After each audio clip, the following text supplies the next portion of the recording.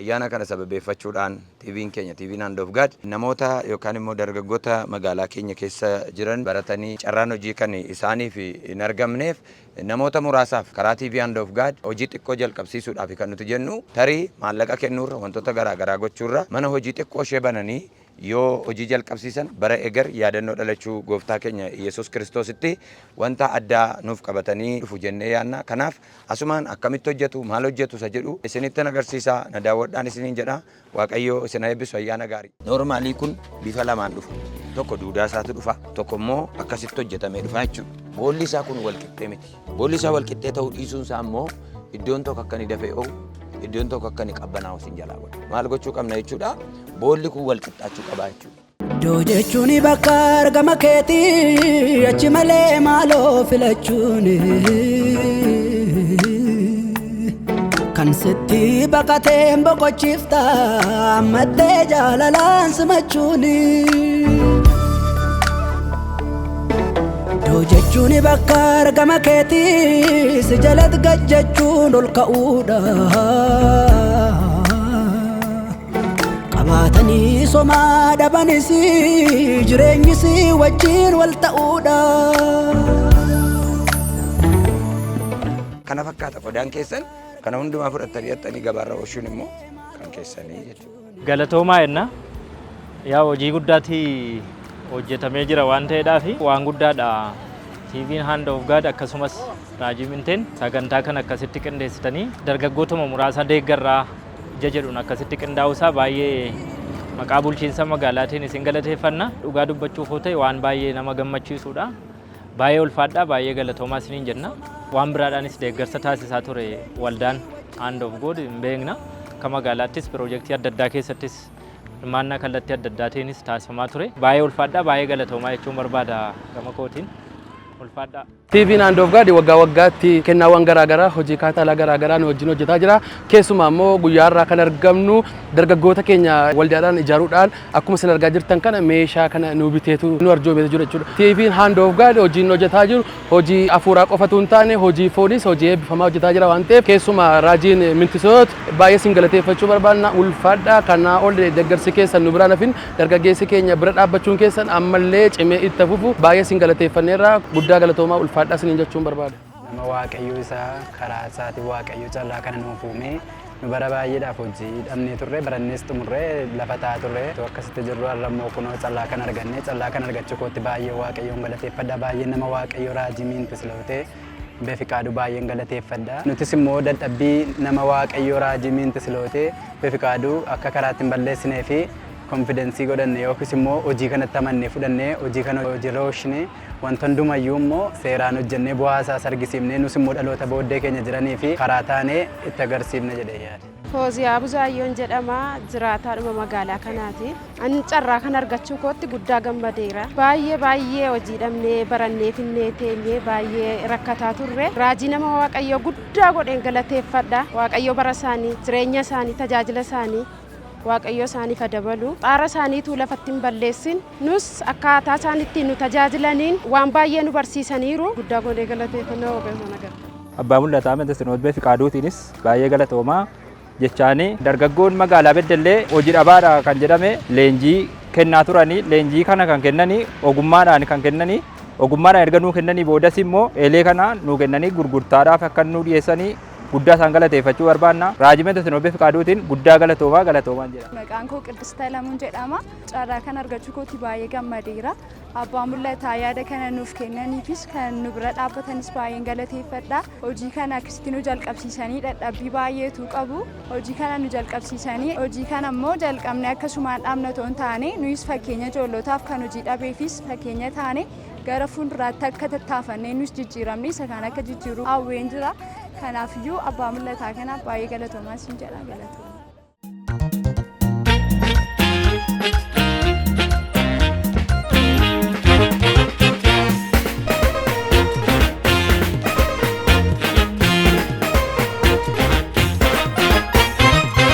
Nagaa Waaqayyoo isiniif haa baay'atu kabajamtoota daawwattoota TV Hand of God baga jala bultii ayyaana yaadannoo gooftaa keenya Fayyisaa keenya Yesuus Kiristoos kan bara 2018 baga nagaan geessanii egaan yeroo ammaa kana TV Hand of God yeroo hundumaa ayyaana garaagaraa sababeeffachuudhaan namoota obboloota hiyyeessota akkasuma namoota garaagaraa deeggaraa turuun isaanii yaadatama. Yeroo ammaa kana wanta addaa waan dinqisiisaa isiniif qabatee dhiyaateeti kan inni jiru TV Hand of God. Kanaaf nu faana bu'aan isiniin jedha marsaa kanaan immoo tarii TV Hand of God maalidha kan inni qabatee dhufe kan jedhu walii wajjin daawwannee walitti deebina. Hojii gaarii kana haamileessaan isiniin jedha ayyaana gaarii isiniif haa ta'u waaqayyo guddaa isin eebbisu.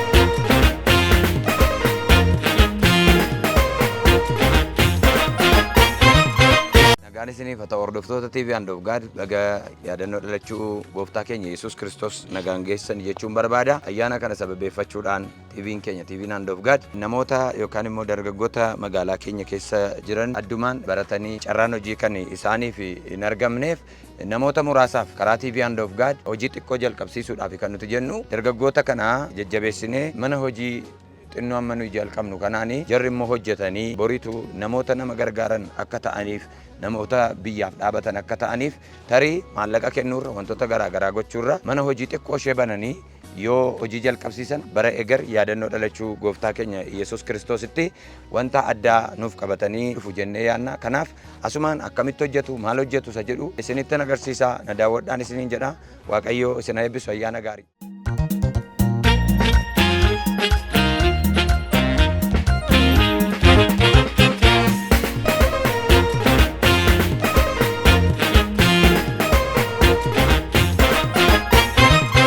Tolega amma namni tokko mana midhaadii keessa namni hojjetu tokko yookaan immoo oomisha kana namni oomishu tokko jalqaba kana gabaarraa argataa jechuudha. Noormaalii kun bifa lamaan dhufa. Tokko duudaa isaatu dhufa. Tokko immoo akkasitti hojjetamee dhufa jechuudha. Akkasitti hojjetamee gaafa dhufu inni kun amma noormaalii iddoo isin reejistariitti gashitan wantoonni isaayyuu bahee dhufe jechuudha. Inni kun meeshaa ittiin borobboranii keessaa baasan qaba. So salphaadha. Garuu akkasitti immoo bitachuu dandeessu gabaarra akka kanatti jira waan ta'eef. Erga akkasitti bittanii booda noormaalii amma gaafa ilaaltanu eeleen kun yookaan immoo meeshaan kun bareedaa fakkaata. As keessa boolli isaa kun wal qixxee miti. Boolli isaa wal qixxee ta'uu dhiisuun isaa immoo iddoon tokko akka inni dafee oo'u iddoon tokko akka inni qabbanaa'u isin jalaa godha. Maal gochuu qabna jechuudha? Boolli kun wal qixxaachuu qaba jechuudha. Kan sitti baqatee boqochiifta maddee jaalalaan simachuuni. Doo jechuun bakka argama keetii si jalatti gajjachuun ol ka'uudha. Qabaatanii somaa dhabanis jireenyis wajjin wal ta'uudha.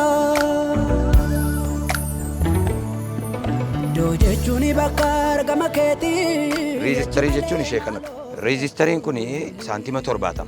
Abbaan 9 jira, abbaan 8 jira. So yeroo hunduma kan isin ittiin hojjechuu qabdan orjinaaliidha.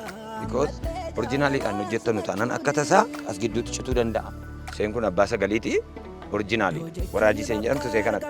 Yeroo hundumaa isheen kun konneektarii jalatti galti waan ta'eef ishee kanatu namoota jalaa manatti gubatee rakkisa. Kanaaf maal goona nuti isheen kun saantima 70. Saantima 70 kanarraa saantima 2 fayyadamnee asii fi achiin lafaa oomishuu dandeenya jechuudha.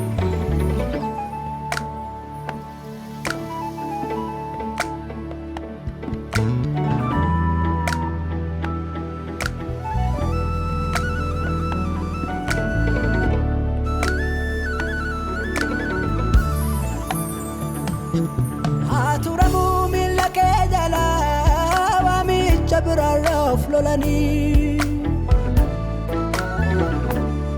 Dimmoon darras chaalachi bacha kamariyam filannoo tolani Aturamu milake jala Erga reejistarii keenya marree erga raawwanne booda finyoo akkasii fidan jechuudha. Boolla 4 qaba. Boolla kana as keessaa kaa'amne in safarraa jechuudha. Buddeen jireenyaa beela baasu Aturamu milake jala mi'a kanan biyyaaf kajeela Siinaloo jireenyi kan qabu si wajjin hundumtuu qajeela. Aturamu achuma aturamu bakkicha bakka argama keete nutti xinnaa guddaan furamu. Aturamu achuma aturamu bakkicha bakka argama keete nutti xinnaa guddaan furamu.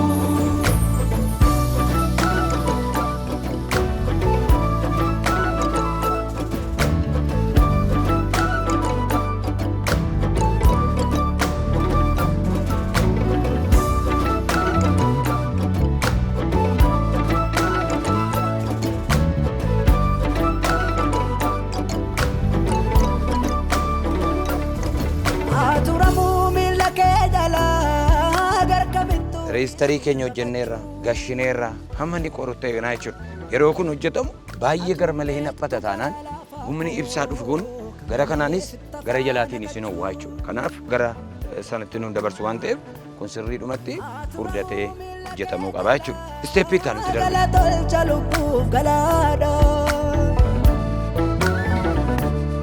Yoositti kan nagaa argatu kanaan sila hojjetaa oolu finnee kanatti gashee xixiin kun akkasitti citee jala namuu qaba badambiitti. Maaliif humni ibsaa jibsamii ittiin dibame sun yoo akka tasaa ta'e irra harcee shiboon yookaan immoo elektirikiin dhufu boodii kanaa wajjin akka walitti hin buuneef fayyadamu jechuudha. Ol qabee ta'a yooma harcee yoo akka tasaa namicha sanatti akka inni miidhaa irraan hin geenyeef inni kun hin qabaa jechuudha.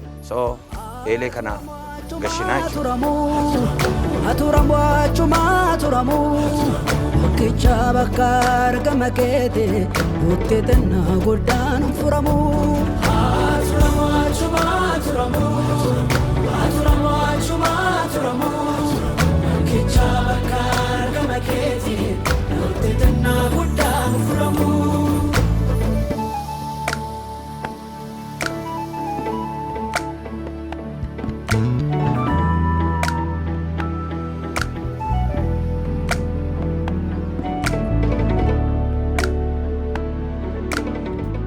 Tokko sookettiidhaan fayyadamu kana caafisa.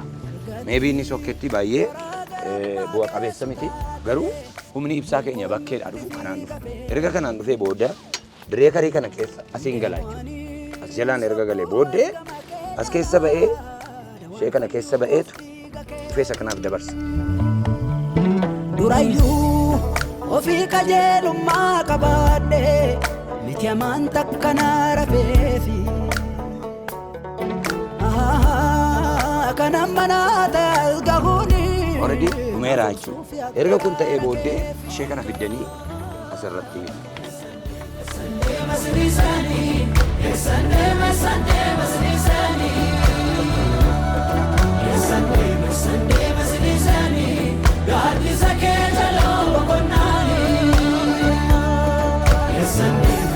Ishee kana geessitaniitiyyuu qoxaarii manaa wajjinii konneekti gochuudhaan isheen kun nattee bireekarii irra galtee jechuudha. Bireekarii irra erga galtee booddee fudhatamteetu qoxaariitti hidhatti. Erga fixxanii booddee tokko karaa lama waan lama sinitti hima giraawundii kanarraa fudhachuu barbaaddu yoo ta'e kana baafatteetiyyuu dhuftee miila isaa kana jalattiita. Kun immoo maal fayyada? Humni ibsaa overload gaafa ta'u achi keessaa fideetiyyuu lafatti giraawundi isinii godhaa jechuudha. Kun hin ta'u taanaan immoo namichichi balbala isaarraa qoxaarii qaba. Qoxaarii girgiddaa sanarra jiru sana irraa niwutiraalii isaarraa hiiktee fuuteetiyyuu geessitee shiboo sana lafa keessa dhaabdaa jechuudha. Kun bafisuun ta'uu kan hin qabne otuu bireekarii asirraa hin qabaatiin qoxaariitti dhaqee hidhama taanaan humna oovarii dhufa waan ta'eef adagaatiin itti fattara. Kana fakkaata qodaan keessan kana hundumaa fudhattanii hidhattanii gabaarra oolchuun immoo kan keessanii jechuudha. Toleegaa kabajamtoota daawwattoota TV Handoof Gaad iddoo garaagaraa teessanii TV keessan TV Handoof Gaad daawwachaa kan jirtan egaan akkuma dura isin beeksise egaa hojii dinqisiisaa isin daawwachaa turtanidha. Ayyaana wal qabatee kan taasifamaa ture jechuudha. Namni Waaqayyo isin baay'ee jaallattaniif kabajanii ayyaana duwwaa miti kan isaan qabanii Waaqayyo isaan gargaaree ogummaa garaagaraa illee ni qabu. Egaa ogummaa qaban keessaa immoo marsaa kanaanii ayyaana kana sababeeffachuudhaani namoota hojii hin qabne magaalaa Beddellee keessa kan jiraatan karaa kantiibaa magaalaa Beddellee namooti kun adda baafamanii yeroo nuu kennaman jechuudha. Namni Waaqayyo immoo ogummaa qaban kanaan leenjii gaggabaabaa yeroo garaagaraa kennaati kan isaan turanii Sagantaan kun sagantaa gabaabaa nuti isin biraan geenye duwwaa miti yeroo garagaraatti obbolooti keenya kuni leenjii gaggabaabaa fudhachaati kan isaan turanii akkuma daawwachaa turtan jechuudha. Egaan yeroo ammaa kana immoo leenjii kana erga kennaniifiin duuba akkamittiin immoo akka isaan hojii kana eegaluu danda'an ka'umsa waan isaaniif ta'u sababi isaa ogummaa duwwaadhaan immoo obbolooti keenya kun hojii kana eegaluu danda'an waan ta'eef ogummaa isaanii fayyadamanii leenjii garagaraa erga laataniifiin booda akka isaan hojii kana jalqabaniif jechuudha. Waan isaan ittiin hojii jalqaban kun akkuma asitti argaa jirtan kana jechuudha. Eelee humna ibsaatiin hojjetu itti agarsiisanii hojjetanii qarshii baay'ee guddaa irratti dhangalaasuudhaan akkasittiin akka isaan hojii jalqaban taasisaniiti kan isaan jiran. Maarree hojiin kun hojii baay'ee dinqisiisaadha. Namooti iddoo garagaraa jirtan dhaabbileen garagaraa dhaabbilee amantii kan taatan akkasuma miti amantii kan taatan dhaabbilee mootummaa kan taatan akkasuma miti mootummaan kan taatan hojii kanarraa wanta guddaa akkasiin barattan abdii guddaan qaba. Sababi isaa namooti addunyaa kanarra jiran ogummaa baay'ee gurguddaa namooti qabdan ni jirtu. Egaa ogummaa qabdan fayyadamuudhaan namoota naannoo keessan jiran kan balbala hojii hin qabne rakkina garagaraa keessa kan jiraniif ogummaa keessan hiruudhaan biyya keenyaaf misooma akkasiin taatan isin jajjabeessuun jaalladha. Obboloota naannoo keenyarra hojii dhabanii si'a tokko in ilaalla balaa garagaraatiif yommuu isaan ta'an jechuudha. Abdii kutatanii sababii hojii hin qabneef sababii rakkinni isaanitti baay'atuuf yeroo isaan abdii kutatanii waan hundumaa dhiisanii jireenya dhaaban hin argina waan ta'eef namooti akkasii naannoo keenya irratti akkasuma biyya keenya keessa akka isaan hin jiraanneef abdii isaaniif taanee wantoota tokko tokkoon isaan biraa dhaabannuun isiniin jedha. Egaa kantiibaan magaalaa Beddellee haasaa gabaabaa in taasisuu kanaan wal qabatee jechuudha. Egaa isa hordofnee walitti deebina iddoo isaan hojii itti banatanitti argamne kan nuti jirru. Kanaaf daawwattooti keenya qophii kanatti baay'ee akka gammadan abdii guddaan qaba. Waaqayyo isin eebbisu. Ayyaanni kun ayyaana gaarii isiniif haa ta'u kallattiidhaan gara kantiibaa magaalaatti isin dabarsa. Waaqayyo guddaa bara keessan eebbisu. Ulfaadha. Galatoomaa jenna. Yaa hojii guddaatti hojjetamee jira waan ta'eedhaaf waan guddaadha. TV'n Hand of God akkasumas Raajii Minteen sagantaa kana akkasitti qindeessitanii dargaggootuma muraasa deeggarraa ija jedhuun akkasitti qindaa'uusaa baay'ee maqaa bulchiinsa magaalaatiin isin galateeffanna. Waan bareedaadha. Gama tokkoon ijoolleen ogummaa horataniiru. Kana hojjechuu suphuu hin danda'u. Gama kan biraatiin immoo madda galiitis barsiisuudhaa fi kennuu qofa otoo hin taane eeleen buddeen itti tolchanu kun waan barbaadamudha. Maaxaa adda addaa gurmeessuun immoo walitti hidhamiinsa gabaa uumne ijoollee kana isin harkaa hin fuuna. Dhugaa dubbachuuf yoo ta'e waan baay'ee nama gammachiisudha. Baay'ee ulfaadha. Baay'ee galatoomaa isiniin jenna. Waan biraadhaanis deeggarsa taasisaa ture waldaan Hand of God hin beekna. Akka magaalaattis piroojeektii adda addaa keessattis hirmaannaa kallattii adda addaatiinis taasifamaa ture. Akka uummataattis akka mootummaattis qofaa baajata mootummaa qofaan wanti galma ga'u hin jiru. Dhaabbileen amantaas dhaabbileen adda addaa akkuma kana deeggarsa taasisanii waliin taanee immoo magaalaa kana amma ta'e fuulduratti tarkaanfachiisuu hin dandeenya. Guddinni al tokkoon hin dhufu. Waa jalqabne inni itti aanu immoo dhaloonni wal harkaa fuudheeti ceesisaa deema waan ta'eef baay'ee ulfaadha. Baay'ee galatoomaa jechuun barbaada gama kootiin. Ulfaadha.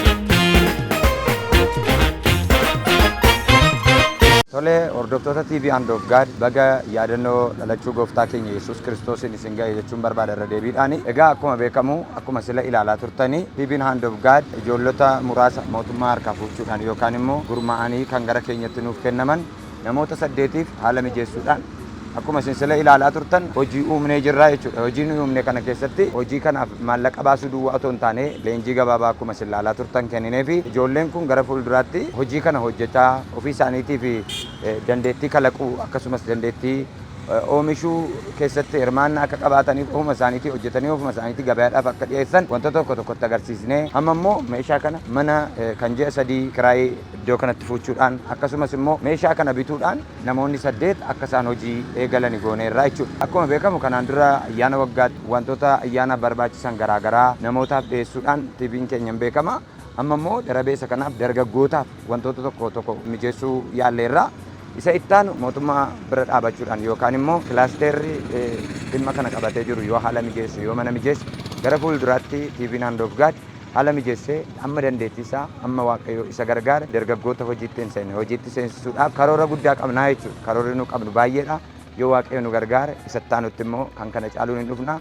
Ammaaf garuu bajeta qarshii miliyoona walakkaadhaa olitti tilmaamamuun hojii kana hojjennee namoota 8 hojiitti gashinee akkasumas kiraayii ji'a 3 kaffallee fi ijoolleen kun guyyaa har'aa sirna walirkaa fuuchaa taasisnee kantiibaa magaalaa Beddellee wajjin waliin ta'uudhaan yeroo kana kaasanii gara hojiitti akka isaan darbanii taasisnee jirra jechuudha. Kanaaf namoonni ayyaana sababeeffachuudhaan akkasuma dargaggoota naannoo keenyaa arada garaagaraa keessaa baasuudhaan gara hojiitti yoo hiriirsine hamma ta'e ba'aa maatiirraa ba'aa biyyarraa hin buusna jedhee yaada. Kanaaf manneen amantaa akkasumas waajjiraalee miti mootummaa waliin taanee dargaggoota biyya keenyaa hojii dhabdummaarraa baasuu hin dandeenya. Yoo Waaqni nu gargaare yeroo dhiyootti karaa biraatiin immoo haala mijeessinee hin dhufna jedhee yaada. Guyyaa har'aatti akkuma isin argitan jaarsolii waldaa argamuu harka Waaqayyoo akkasumas immoo kantiibaa magaalaa keenyaati wajjiniin ta'uudhaan ijoollee kanaaf haala kana mijeessineerra Waaqayyo nu gargaare gara fuulduraatti kan biraatiin hin dhufna. Ayyaanni kun ayyaana gaarii isiniif haa ta'u. Isinin jaalladha obboleessa keessan Raajii Minteedha. Eebbifamaa ulfaadha.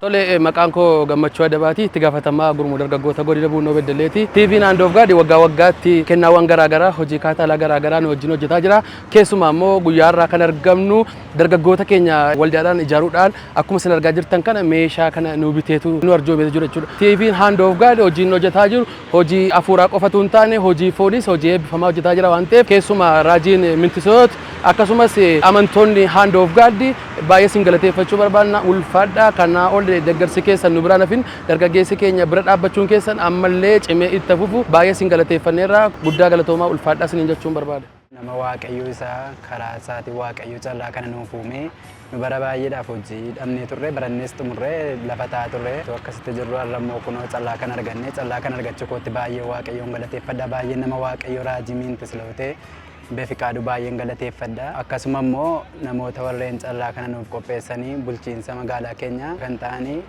isaanis baay'een galateeffadha isaanis immoo akkasuma namoota hojii dhabdoota walitti qabanii dargaggoota keessaa nu filatanii har'a immoo kun akka kan hirmaannee callaa kana nuuf banamee callaa kanaan jiraannuu fi kan akka nu godhanii fi jaras nan eebbisa Waaqayyoof galanna ta'uu achumaan immoo itti dabalata immoo nutis immoo dadhabbii nama Waaqayyoo Raajii Mintisootee beefikaadhu akka karaatti hin balleessinee fi konfidensii godhanne yookiis immoo hojii kanatti amannee fudhannee hojii kana hojiirra oolchine wanta hundumayyuu immoo seeraan hojjennee bu'aa isaas argisiifnee nus immoo dhaloota booddee keenya jiranii fi karaa taanee itti agarsiifne jedhee yaada. Fooziyaa Buzaayyoon jedhama jiraataadhuma magaalaa kanaati. Ani carraa kan argachuu kootti guddaa gammadeera. Baay'ee hojii dhabnee barannee finnee teenyee baay'ee rakkataa turre. Raajii nama Waaqayyoo guddaa godheen galateeffadha. Waaqayyoo bara isaanii jireenya isaanii tajaajila isaanii Waaqayyoo isaaniif dabalu xaara isaaniitu lafatti hin balleessin nus akkaataa isaaniitti nu tajaajilaniin waan baay'ee nu barsiisaniiru waan isaan kana hunda nu gargaaranii guddaa godhee galateeffannaa Waaqayyoo nagarra. Duraan dursa bulchiinsa magaalaa Beddelleetiif guddaa galatoomaa jechaa taansuuni abbaa mul'ataa Mintisoot Beefikaadhuutiinis baay'ee galatoomaa jechaani dargaggoon magaalaa Beddellee hojii dhabaadha kan jedhame leenjii kennaa turanii leenjii kana kan kennanii ogummaadhaan kan kennanii ogummaadhaan erga nuu kennanii boodas immoo eelee kana nuu kennanii gurgurtaadhaaf akka nuu dhiyeessanii guddaa isaan galateeffachuu barbaanna. Raajii Mintisoot Beefikaadhuutiin guddaa galatoomaa jedha. Maqaan koo Qiddistaa Lamuun jedhama. Carraa kan argachuu kootti baay'ee gammadeera. Abbaa mul'ataa yaada kana nuuf kennaniifis kan nu bira dhaabbatanis baay'een galateeffadha. Hojii kana akkasitti nu jalqabsiisanii dadhabbii baay'eetu qabu. Kaffaltiidhaan gatii baay'ee kan nutti baasanii akkasumatti galatoomaa isiniin jedha. Hojii kana nu jalqabsiisanii hojii kana immoo jalqabnee akkasumaan dhaabna toon taane nuyis fakkeenya ijoollotaaf kan hojii dhabeefis fakkeenya taane gara fuulduraatti akka tattaafannee nus jijjiiramne isa kan akka jijjiiru hawween jira. Kanaafiyyuu abbaa mul'ataa kanaaf baay'ee galatoomaa isin jedha galatooma. Egaa kabajamtoota daawwattoota TV Hand of God qophiin keenya kennaadhaan wal qabatu kan ayyaana waggaa jechuudha. Kan daawwataa turtanidha kan inni fakkaatu. Egaan bakka itti gaafatamaan kantiibaa magaalaa obbo Tsaggaayeen argamanitti akkasumas itti gaafatamaa waajjira dargaggoo godina Buunoo Beddellee bakka isaan argamanitti namoota hojii hin qabne baay'inni isaanii 50 kan ta'an eelee humna ibsaatiin hojjetu kan akkas mimmiidhagu jechuudha. Nama Waaqayyootiin kan hojjetame namni Waaqayyoo ayyaana Waaqayyoo duwwaa miti ayyaana Waaqayyoo biratti Waaqayyoo ogummaa amma isaaniif kenneera hojii ogummaas baay'ee hojjetu waan ta'eef ogummaa isaaniitti fayyadamuudhaan egaa kan akka kana miidhagan eelee humna ibsaatiin hojjetan baay'inni isaanii immoo akkuma argitan haga duubaatti kan jiran baay'inaan 50 kan ta'an namoota hojii hin qabne dargaggeessaaf dargaggeetti magaalaa Beddellee keessatti argaman leenjii gaggabaabaa erga kennaniin booda akkasittiin kennaa kana immoo ayyaana kana wal qabsiisanii isaaniif laataniiru isaan immoo hojii kana hojjetanii iddoo guddaa akka isaan ga'an abdii guddaa qabna kana malees bakka isaanitti hojjetan hojii kana kiraa manaa ji'a 3 danda'uudhaan kun mana akkas miidhagaa ta'e isaaniif kaffaluudhaan dirree hojiitti akka isaan bobba'aniif haalli baay'ee miidhagaan kun isaaniif mijeeffameeti kan inni jiru jechuudha egaa biyya garaagaraa teessanii viidiyoo kana daawwachaa kan jirtan nama waaqayyootiin waaqayyo isaan eebbisu akkasin nu jettan nan barbaada sababi isaa waaqayyo isaan gargaaree hojii ayyaanaa duwwaa miti kan isaan hojjetaa jiranii hojii misooma magaalaatiin wal qabate hojjetaati kan isaan jiran waan ta'eef namooti viidiyoo kana daawwattan immoo kanarraa guddaa akka barattan abdii guddaan qaba egaa ayyaana kanaan wal qabatee hojiin baay'ee miidhagaan akkasii karaa TV Hand of God taasifameeti kan inni jiru jechuudha iddoo garaagaraa teessanii daawwachaa kan jirtan irra deebi'ee baga jala bultii ayyaana yaadannoo dhaloota gooftaa keenya fayyisaa keenya Yesuus Kiristoos kan bara 2018 nagaan geessaniin isiniin jedha egaa akkuma dursa isinitti hime hojii kana kan daawwattan dhaabbileen mootummaa ni jirtu akkasuma dhaabbatii amantaa garaagaraa ni jirtu humna gurguddaa kan qabdan dargaggoota biyyattii keessaa deeggaruu kan dandeessan dargaggeettii biyyattii keessaa deeggaruu kan dandeessan haadholii harmoolii humna hin qabne deeggaruu kan dandeessan baay'een keessan akka jettan abdii guddaan qaba kanaaf walii wajjiniin haa kaanu misooma biyya keenyaa haa guddifnu namoota akka biyyaatti abdii kutatan dargaggoota abdii kutatan dargaggeettii abdii kutatan aga dandeenyu deeggarree toora hojiitti isaan afinnu walii wajjiniin jireenya nagaaf boqonnaa qabu haa jiraannu gamanumaan dhaamsa nama waaqayyooti jechuudha kan daawwachaa jirtan TV Hand of Godidha viidiyoo kana follow gochuun dagatinaa share copy link gochuudhaan firoota keessanii biraan illee nuuf ga'a isiniin jenna hojii kana hamileessaan isiniin jedha waaqayyo guddaa bara keessana eebbisu ayyaanni ayyaana gaarii isiniif haa ta'u ulfaadhaa eebbifama